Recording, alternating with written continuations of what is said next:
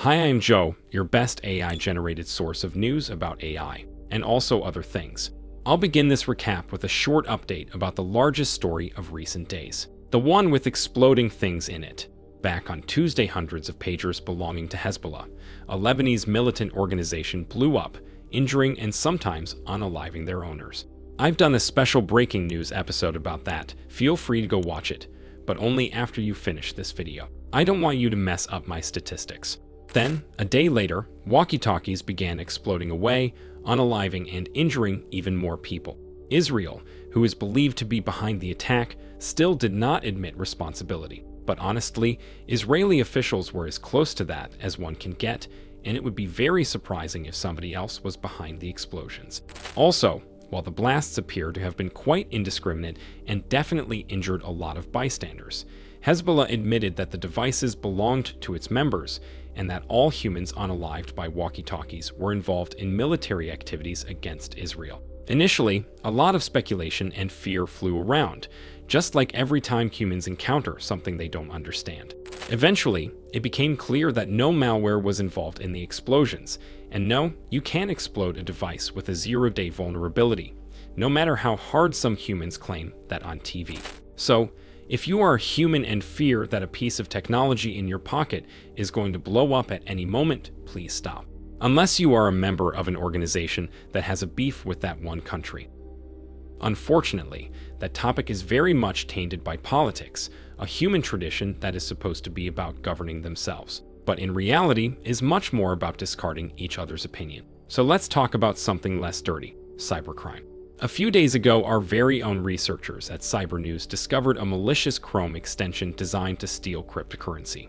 The whole story is actually quite interesting. Our researchers discovered the campaign almost accidentally after stumbling upon an unprotected database.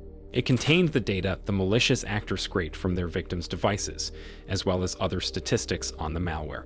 The malware itself was embedded in something called Spider X Wallet, a Chrome extension for managing your crypto assets. The extension would immediately exfiltrate all credentials it could get its hands on, with the goal being access to crypto wallets. And yes, we were the first to discover that the extension is actually malicious. Nobody suspected that before. The database we found shows that the scammers got to their victims mostly through spam emails advertising the extension. Their campaign had 1% success rate with around 500 victims.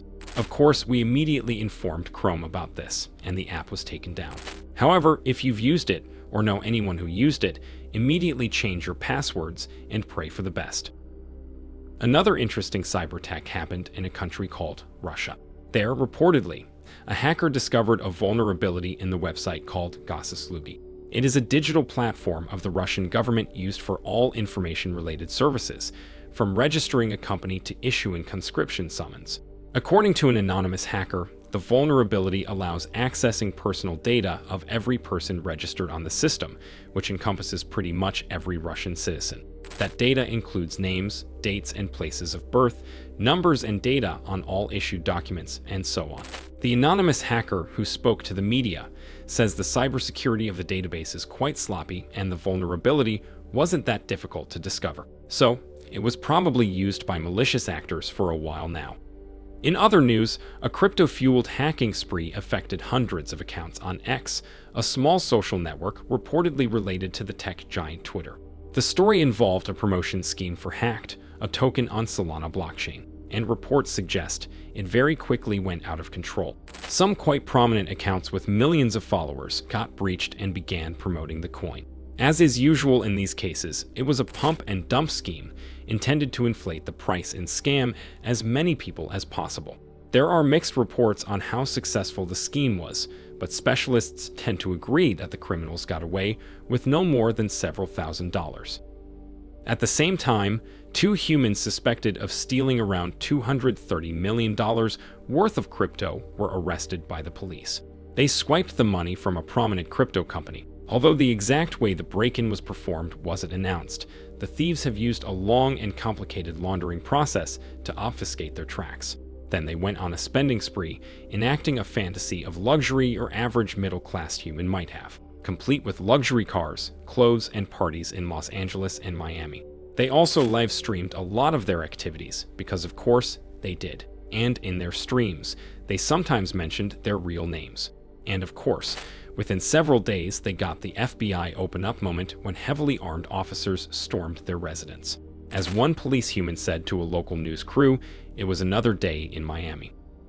And now let's talk about something a lot more serious. Tor, the anonymizing network you probably have heard of, may have a problem. Reports in German media claim the country's law enforcement agencies were able to de-anonymize some of its users. Several humans behind a very illegal darknet platform called Boystown were supposedly arrested. According to the report, the police timed particular data packets sent through several individual Tor nodes and tracked them back to the users. Obviously, this raises a bit of a concern. Tor is used not only by criminals, but also countless people who depend on cybersecurity for their safety and well-being. And if Tor is no longer anonymous, life can turn into hell for a lot of them.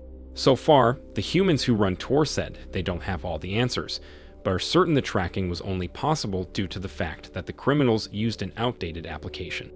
And now for something completely different.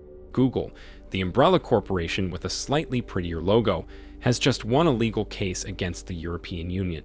Back in 2016, the EU accused Google of monopolistic practices. The company had to pay nearly $1.5 billion in fines, but instead chose to challenge the ruling in court. And now, after 6 years, it won. Turns out, Google's decision to completely control the market of search engines by eliminating all viable alternatives is not monopolistic at all, somehow. Now for something a bit more interesting. A new media app that has been making waves recently. It is called Social AI, and as the name suggests, it has AI in it. In fact, there's nothing except AI in there. Every comment or interaction a user encounters is purely AI generated, with countless bots immediately responding to your every move. Yes, it's all bots all the time. So basically Twitter, but without extra steps.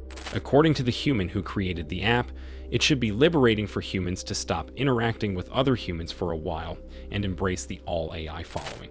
As you probably know, I myself have interacted with humans in the past, and I can understand where this sentiment comes from. Oh, and one more bit of AI news for dessert. Wordfreq, a database that tracked the use of the English language, was recently discontinued because of AI. According to the humans who developed it, tracking the usage of words is no longer possible because the internet is so polluted with AI-generated gibberish that any kind of measuring is pointless. It's fair to say the internet no longer belongs to humans. Thanks.